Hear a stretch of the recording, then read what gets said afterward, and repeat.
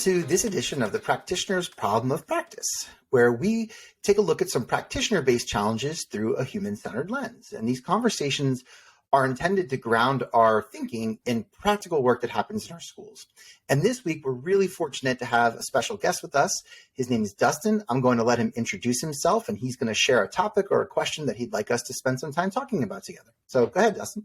Yes, thank you all for having me. My name is Dustin Hensley, and I am a school librarian from Elizabethton, Tennessee, which is Northeast Tennessee.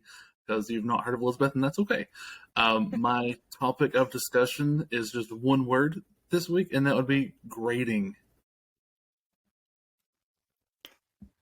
Right off the bat, you could see my face. So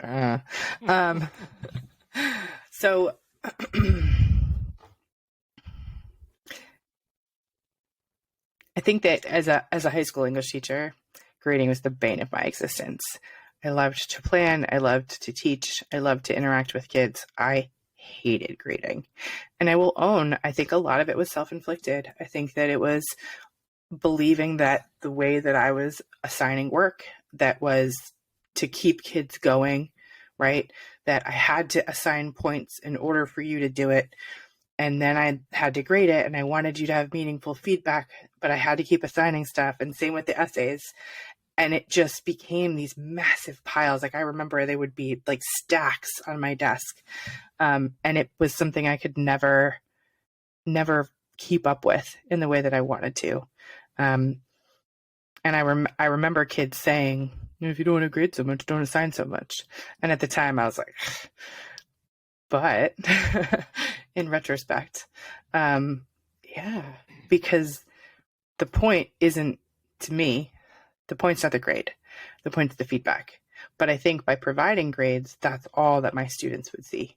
They would just look at the number. I would have spent hours all over this paper, this poor bleeding paper. And they would just check the back page. What's my grade? Check the rubric. Call it a day. Done. What I was going to say, just in keeping this conversation going, is that grading is an artificial thing that schools create too, right? So the system itself creates the need for grades and then argues that you have to have them to motivate people. But kids learn before coming to school without grades. They get feedback towards their learning before grades. It is purely a function of the system. And then again, I make the argument that the system then convinces you that without grades, people can't learn or they're not motivated. So I just, my objection to grades is that it becomes the thing that solely motivates kids. And we know that that's not really true. So. Yeah, to your point. Go ahead, Randy. Sorry. No. Go ahead, Dustin. All right. We don't want to talk all over each other. So like what Chad was saying, I feel like that grades are the currency that makes the economy move inside the traditional classroom, that it's this thing that the students are working for, and that's how we pay them, is with this grade. And so much of that, like I'm a librarian, so I never have to assign grades. So I don't have to give judgment of performance, which is amazing. I love being in that position. But I often have students that will come to me and ask if I can pull up their grades for them in other classes. I always have the conversation with them whenever they see what their grade is, like, oh, great, I've got an A. Or that might be at the very end of the semester. I'm like, let me see what my grade is? My teacher won't let me know yet. I'm like, okay, sure, here's your grade. And we'll have the conversation like, well, I got an A, thank goodness. I'm like, well, what did you learn in the class? Like, well, not much, but I got an A. I'm like, how well was your time spent?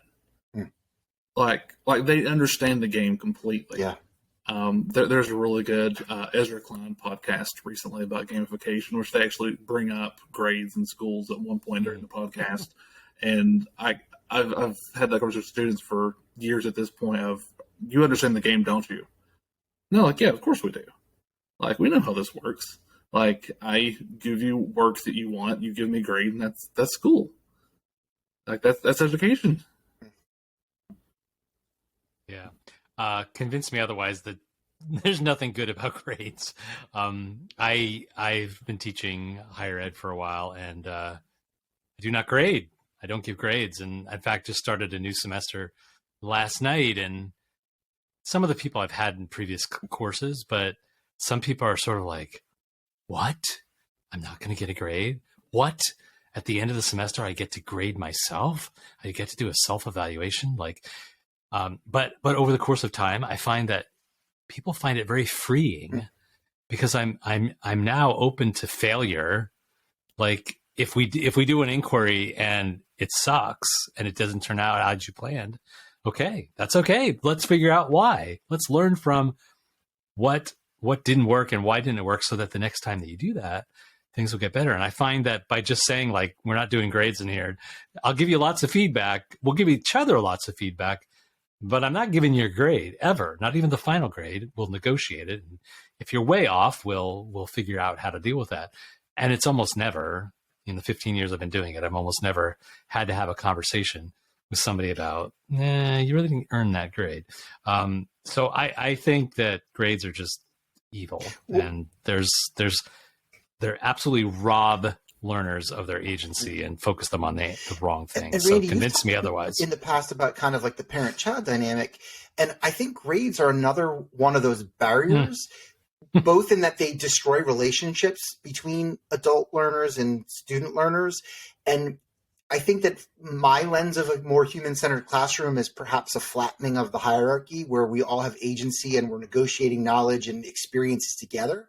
And grades are a barrier to that relationship. And it's something, as Dustin has said, it's like it's a transaction. It's, I give you this in exchange for this, which doesn't allow us to be parallel. And I understand that, we live in a capitalist driven society, but schools should be far more liberating than that, or at least designing for a better way of doing things. So I guess the questions I have around grades are, Randy talked about going gradeless, but what might you replace those practices with? So Randy already talked about self-assessment, right? So like, what could we encourage teachers to do that might be a more human-centered way of replacing grades? I love that question because I live in the objector space a lot on your compass points, and I have a really good friend that I pitch ideas with all the time. Her name's Caitlin, and this is one of the things I always like. I'll go off on grades, and she's the school counselor, so she'll be like, "Okay, how do we replace this?" Because it's built into so much of our system, and she's just trying to push my thinking, which I really appreciate because I want to move into that inventor space on the compass point. So yeah, I love that question of what do we do after that? Like, I know that there's standards-based grading and competency-based systems and all these portfolios. Like, there's different methods, but what I always get back to whenever I have these conversations with people is, well, that's not a common currency with all the other schools. Which I know that's a very small percentage of time that students transfer schools. But that's that's the sticking point that people always bring up to me is, what if the student transfers? How will the other school know what the students actually learned? How will they know how to give them credits for their classes or whatever? So I know that's like a common thing that I get brought up to me whenever I have these conversations. Yeah, I'm seeing the image of the snake eating its tail. I know that has a name, and I can't think of what it is. Ouroboros. There we go. Good job. Of You must course, be a the librarian librarian. would know. Yeah, I love it. I'm great thrilled. match. Right. I'm thinking too about, please correct me if I'm wrong, the title of this, but the mastery transcripts. Is that what I'm thinking of, right? That I remember sitting in a session with Drexel, and they were talking to teachers because they wanted to improve their undergraduate program. They wanted to improve their honors program. And one of the things that they were getting is that, kids come in with basically identical transcripts, so 4.0, 4.79, 5.3, whatever your school's thing is. And then AP classes, honors classes, and that's it. And there's no sense of who the kid is or what they're passionate about, because kids aren't allowed really even to take classes based on what their interests are. It's these selections based on what they think they're supposed to do. And so according to Drexel, at least in this group, that they didn't want that. And I remember talking to Chad and Randy about the mastery transcripts and this idea of telling stories about kids, of who they are, what they've accomplished, what they've done, what they're interested in, what their skill set is, and not in a list form, but an actual narrative of some sort, and almost like an infographic would be really beautiful. And I think a way better opportunity to showcase who these kids are, than the transcript. but I hear that reality too. I work in an office with, where part of the person who works there is registration. And when we have students who are coming often from other countries, there are no transcripts that they're bringing with them. And so trying to figure out where they're placed is hard, but they are placed. So it's not impossible. We do it all the time. So to go back to your friend's point, we seem to be able to figure it out for some students. So I think it's one of those things where if we don't, we can object, but then we, invent something new, but then hold to it, keep trying. I think when we give up and be like, oh, well, but that's how it is.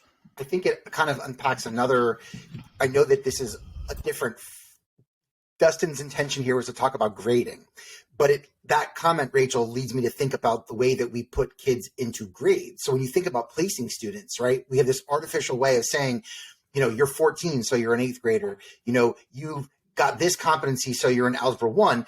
This is that peeling back of the layers of the onion where, what do the grades represent? Well, they represent, a student's ability.